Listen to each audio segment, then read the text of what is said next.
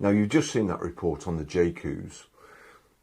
Those were brand new vehicles and somehow they caught fire. Nobody knows what the cause of the fire was, but what we do know is because they were electric vehicles, it made the fire worse than treating a petrol car. And even, you know, the reports by the fire service say that treating an electric car is very, very difficult. They need thousands and thousands of gallons more water just to cool them until they go out themselves. Then there's all the toxic runoff, the toxic residue, the toxic fumes, the fumes that kill firefighters. And yet, after all that, guess what's happening at vehicle auctions? They're selling damaged ones. The worst thing about this is, I'll just show you.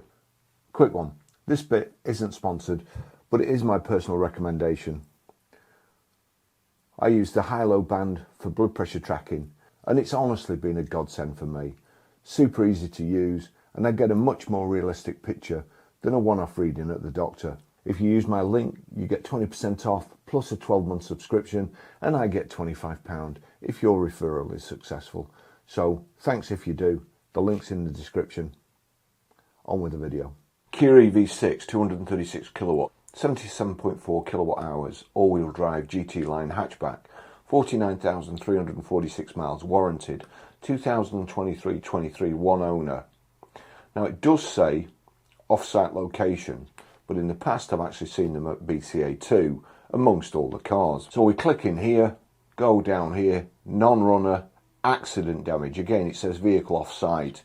Now that's fair enough, but as I've said, I've seen them at BCA2. So when we go to the pictures, you'll see there's a dent there. That doesn't look too bad there, does it? But there's looks like there's polythene or cellophane or whatever you'd like to call it over the windows. And then we go to the next picture. The back looks not too bad.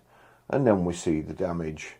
The front, the windscreen, all stoved in. Can't see any airbags have gone off actually. Can't see any airbags there. None there, which is very, very strange. Nothing on the seat side there. I'm not sure about there, whether that's perhaps an airbag. There you go, the windows smashed in, tyre gone. And I think when we look at another, that's it, yeah, there. That looks like the suspension tower there. It's not a very good photo, but all that exposed. Can't see where the charging flap is it there? But also that, the wings all smashed out, and I mean, it's just basically horrific. But the trouble is, there's no Cat S, Cat N. So this vehicle is for sale by Marshall and Cinch as a non-runner, but it's a very badly accident damaged vehicle. With it not having a write-off classification, this vehicle can go back on the road. If somebody repairs it, it will go back on the road and nobody will be any the wiser.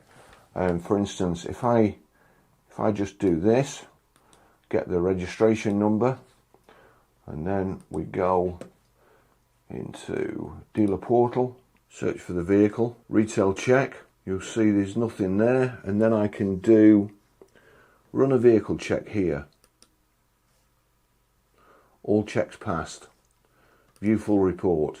Not recorded as stolen, not recorded as scrap, not recorded as write-off, no outstanding finance, no third-party interest. So all those checks are clear. Even on V-check, there you go. There's no history of it being in a salvage auction either. So that vehicle, which has been sold at auction, will probably find its way back onto the road. No doubt, in a couple of months, it'll be back on Auto Trader, and anybody who's looking to buy it will not know that that vehicle has been in that accident. They won't know to look at it. BCA, Marshalls and Cinch. Now, I don't think that's right.